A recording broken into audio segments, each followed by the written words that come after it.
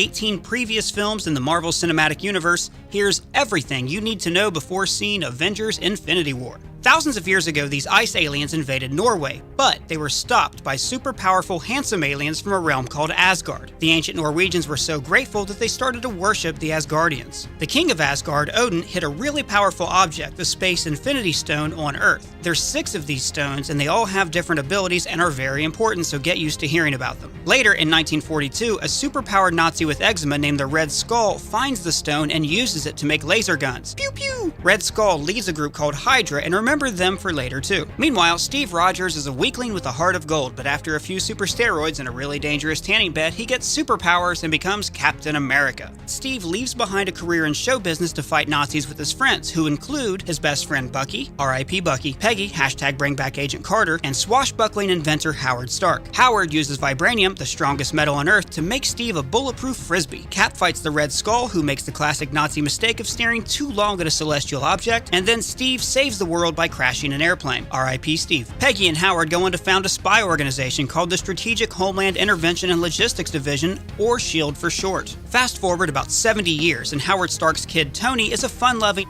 asshole who got Scrooge McDuck rich by making weapons for the military. But one of his own missiles puts shrapnel in his heart and he's kidnapped by terrorists. He escapes by making himself a super suit powered by a small reactor in his chest that also keeps him alive. Then he has what alcoholics refer to as a moment of clarity. Builds a new suit to fight evil and calls himself Iron Man. He fights some bad guys, including his evil business partner who was behind everything all along. What? And along the way, he falls in love with his assistant Pepper Potts and meets Phil Coulson, a SHIELD agent, and Nick Fury, leader of SHIELD. A few months later, Tony's being poisoned by the arc reactor that powers the Iron Man suit and keeps him alive, but otherwise things are going pretty well. Until Mickey Rourke, an evil genius who hates Tony because dad stuff, teams up with Stark business rival Justin Hammer to make their own Iron Man suits. Tony gets shit-faced in an awesome birthday party and fights his best friend, Colonel James Rhodes. Rhodes says, "Screw you guys, I'm going home," and snatches a suit for the military. Scarlett Johansson plays Pepper's assistant, but it turns out that she's actually a SHIELD agent called the Black Widow, which you would only know if you had seen a trailer, a poster, or any other bit of marketing for Iron Man 2. With a little help from a video of his dead dad, Tony invents a new element that saves his life. He and Rhodes defeat the bad guys by crossing the streams, and Nick Fury is dealing with problems happening off in other movies. I have bigger problems than you in the Southwest region. You guys remember Odin, right? Well, now he's got 2 sons. Thor, captain of the varsity Space Vikings and kind of a douche, and Loki, a know-it-all wise-ass who Odin found on a rock. Odin wants Thor to become king so he can finally retire, but frost giants invade and spoil his coronation. Bro is crazy pissed and he takes his space bros to kill some frost giants, but that's an act of war, bro, so Odin takes away his powers and sends him to New Mexico. Thor meets a group of scientists who include Natalie Portman, and the two of them smile at each other a lot. Show me that smile again. Back in Asgard, Loki finds out he's actually a frost giant and yells at Odin till he falls asleep. Aww. Loki becomes king, and Thor's bros figure out that Loki was actually behind everything all along. What? Back on Earth, Thor sacrifices his life to a killer robot and his powers return. He stops Loki from committing genocide, and his brother falls into an abyss. Elsewhere, the military is attacking a giant green Jack Nicholson monster called the Hulk. The monster is actually Bruce Banner, a scientist who can't let himself get angry or have sex, or else he'll turn into a slightly smaller version of Brock Lesnar. Bruce is in love with Liv Tyler, but her dad, Thunderbolt Ross, remember him for later, hates Banner, because Liv Tyler's fathers always hate her boyfriends. Ross gives another soldier big green superpowers, but that guy's an even bigger dick than the Hulk, so they throw down on 125th Street and wreck Harlem, which no one in the show Luke Cage ever mentions. Banner goes into hiding, and now maybe he can control the Hulk? Sometimes, it just depends what the screenplay needs from him. And after this, he has a completely new face. Oh, and SHIELD finds Captain America's frozen body, and it turns out he's still alive and has a bad case of the all my friends are dead. I slept too long! Loki returns to Earth with a mind control scepter and uses it to brainwash a SHIELD archer named Hawkeye. Together, they steal the Space Stone. Nick Fury recruits Iron Man, Banner, and Captain America to find the stone. Thor shows up, they capture Loki, and, like his father before him, he stands behind glass and says creepy things to a female protagonist. The heroes argue, they're attacked, Loki kills Coulson and sets his master plan into action. The Space Stone opens a portal and aliens pour through. The heroes defeat them, call themselves the Avengers, then briefly go away to to star in their own films. Meanwhile, in space, it turns out Loki was actually working for this guy, Thanos, and that Thanos was behind everything all along. What? Thanos really wants all the Infinity Stones, and he uses his 2 adopted assassin daughters, Gamora and Nebula, to help find them. The sisters hate him and each other. There's 2 planets that are just wrapping up a 1,000-year war, the Kree Empire and Xandar. A Kree radical named Ronan the Accuser hates Xandar and wants Thanos to destroy the planet. Thanos is like, cool, but first you gotta get me this orb. But a guy from Earth named Peter Quill snags the orb before Ronan's goons. Peter's into rock and roll, and he was raised by a space pirate named Yondu. Gamora fights Peter for the orb, but then they both go to jail with bounty hunters named Rocket, a talking raccoon, and Groot, a talking tree. I am Groot. In jail, they join Drax, who hates Ronan for killing his family, and they all escape to sell the orb to the Collector, otherwise known as the Space Hoarder. Space Hoarder says that the orb actually contains the Power Infinity Stone, explodes, and through a series of mishaps, Ronan ends up with the stone. Then this unlikely band of misfits teams up to stop Ronan from destroying Xandar. Groot dies, but is reborn as Baby Groot, and the Xandarian police lock up the Power Stone in their space safe, where I'm sure no one will ever find it. A few months later, and the Guardians meet Peter's long-lost dad, Ego, the living planet. The Guardians make friends with an alien named Mantis, who helps Ego sleep and hides his rampant child murdering. Rocket and Groot are captured by mutinous space pirates, then they help Yondu take control of his ship, in a scene that becomes a lot darker when you change out the music.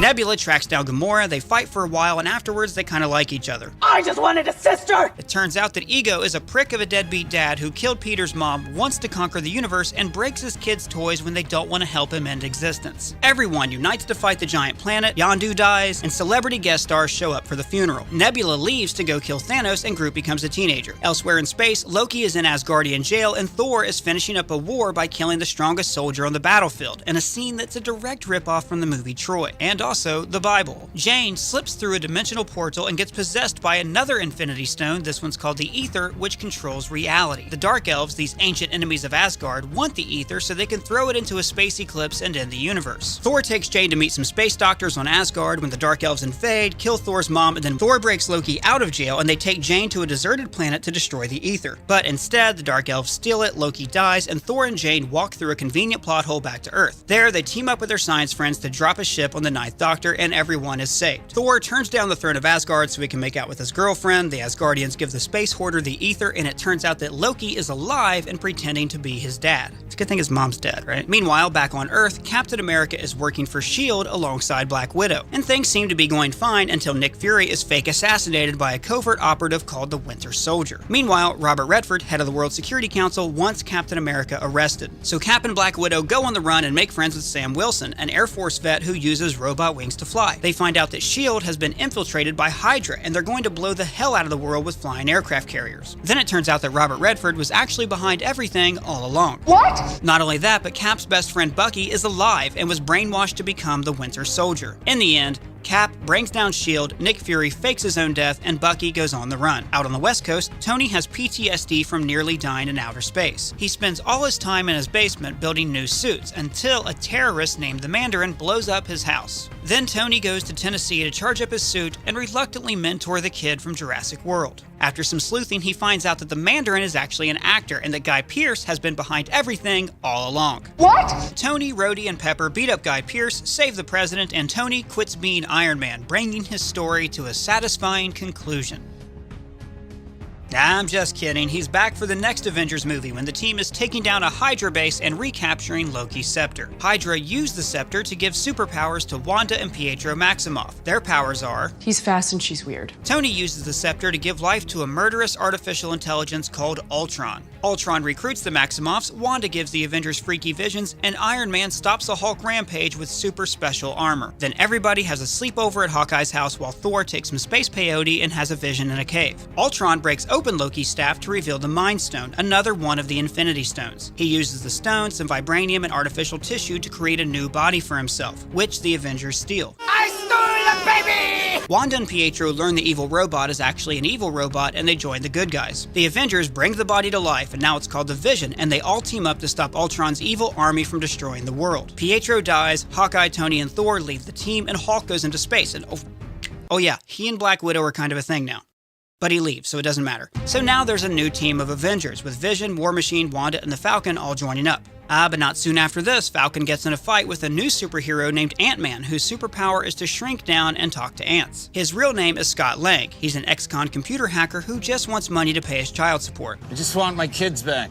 His shrinking suit was invented by a scientist named Hank Pym, who used to work at S.H.I.E.L.D. with Howard Stark and Peggy Carter. And he hires Scott to break into his old company and steal a new shrinking suit that the bad guy, this guy, just created to sell to Hydra. Along with Hank's daughter Hope and a few colorful ex-cons, they plan a suit heist. But the robbery is a bust, and Scott ends up defeating the bad guy by shrinking so small he enters the quantum realm, where the laws of time and space do not matter. Meanwhile, Thunderbolt Ross wants to register all superheroes so they work for the government. Tony feels guilty about creating a murder bot, and so he signs on, but Steve refuses and the issue splits the Avengers. The UN is bombed, killing the King of Wakanda, which is the world's only source of vibranium. The news reports that Bucky did the bombing, so the new King of Wakanda, T'Challa, puts on a cat costume and goes after him. That's because T'Challa is also the superpowered guardian of Wakanda, the Black Panther. But it turns out that a guy named Zemo framed Bucky, and he's been behind everything all along. What? Cap recruits a team to go after Zemo, and Tony recruits a team to go after Cap. This team includes a teenager from Queens with spider powers who's named Spider-Man. They have a big smashy fight where Rhodey is paralyzed. Then Cap and Bucky get away while Natasha switches sides to help them escape. Half the heroes go to underwater jail while Tony flies to Siberia to help Cap and Bucky stop Zemo. It turns out all Zemo really wanted was to break up the Avengers by showing Iron Man a video of Bucky killing his parents. That's a pretty plastic move. If someone says something bad about you, you'd want me to tell you, right? So everyone fights, the Avengers break up, Steve breaks his friends out of jail, and Bucky, like Dave Chappelle, goes to Africa to clear his head. Now he's no longer brainwashed, and the Wakandans call him the White Wolf, which is the nickname that this guy gave himself. Wakanda, by the way, is a hidden kingdom filled with super science. They use vibranium to do whatever the plot needs them to do, like make weapons, bullet trains, or heal people. Shuri, the princess of Wakanda, is smarter than Tony Stark and can invent pretty much anything that the screenplay needs. T'Challa becomes king of Wakanda and everything is fine until his pissed off American cousin Killmonger shows up, kicks his ass, and takes the throne. Killmonger wants to go to war with the rest of the world, but T'Challa shows up to reclaim his kingdom. There's a brief Wakandan civil war, which T'Challa wins with the help of Shuri, his badass bodyguards, the Dora Milaje, a spy named Nakia, a tribe that worships white gorillas, and Bilbo. In the end, T'Challa decides to open Wakanda up to the world and share their technology. Tony, meanwhile, is trying to groom young Peter Parker, who's actually Spider-Man, to join the Avengers. He gives him a suit that monitors his daily superhero routine. Peter's not very good at being a superhero, and he flat out sucks at keeping his secret identity. That's you. You're the Spider-Man. What the He and his friend Ned are tracking down a flying guy called the Vulture, who's stealing tech that's left over from the alien invasion in the Avengers. Peter destroys one of the Staten Island ferries and Tony takes the suit back, but the timing sucks because it turns out that the father of his homecoming date is the Vulture, and that he's been behind everything all along. What? Peter leaves the dance early to stop Vulture from robbing Stark Tower. Afterwards, he decides not to rush being a superhero, and he turns down a chance to join the Avengers. Elsewhere in New York, there's a really famous surgeon named Dr. Strange. That's his real name. Like proto-Tony Stark, he's good at his job, but kind of a dick. After a horribly detailed car accident, his hands are destroyed and his career is ruined. He travels to Nepal for a little Eastern healing, and instead meets a powder lookalike named the Ancient One who does magic. She teaches him to summon energy from other dimensions and perform magic tricks. Illusion, Michael. He learns how to teleport, make energy weapons, and turn into a Force ghost. He also gets a cape that helps him fly. The bad guy, Mads Mikkelsen, wants to let an evil monster named Dormammu destroy the Earth. Strange, his buddy Baron Mordo, and a librarian named Wong stop Mads Mikkelsen with the Eye of Agamotto, which contains the Time Infinity Stone. Strange uses the stone to Groundhog Day himself until Dormammu gets so bored that he gives up, which is a pretty lame way for a villain to go out. At the end, Strange is protecting Earth from extra-dimensional threats by living rent-free in a huge house in Greenwich Village. Soon, he helps Thor and Loki find their dad in Norway. They recover Odin just in time to watch him Luke Skywalker himself into the Force. Then their long-lost sister Hela shows up, breaks Thor's hammer, and quickly conquers Asgard and kills a few supporting characters. Thor and Loki end up on a junk planet where Jeff Goldblum makes gladiators fight. The Hulk is on the planet and he's actually a gladiator now. A shocking surprise which you would only know if you saw the trailer, toys, video game poster, or bought popcorn at the theater. Thor meets Valkyrie, an alcoholic Asgardian warrior who split town after Hela killed her friends. All these kooky cats fly back to Asgard and Jeff Goldblum's orgy bus. Hela rips out Thor's eye, Loki eyeballs the space stone, and Hulk fights a giant wolf. Thor realizes that his hammer was like Dumbo's feather, and he actually had lightning powers inside of him all along. What? Thor kills Hela by manipulating a fire demon into destroying Asgard. Afterwards, a few thousand Asgardian refugees hop on a spaceship and head for Earth, but they're stopped by an even bigger spaceship, which probably belongs to Thanos. Alright guys, that's a recap of every Marvel movie so far. I hope it prepares you to watch Avengers Infinity War. If you're finding us for the first time, please hit that subscribe button, and don't forget to check out all of our other great Marvel content.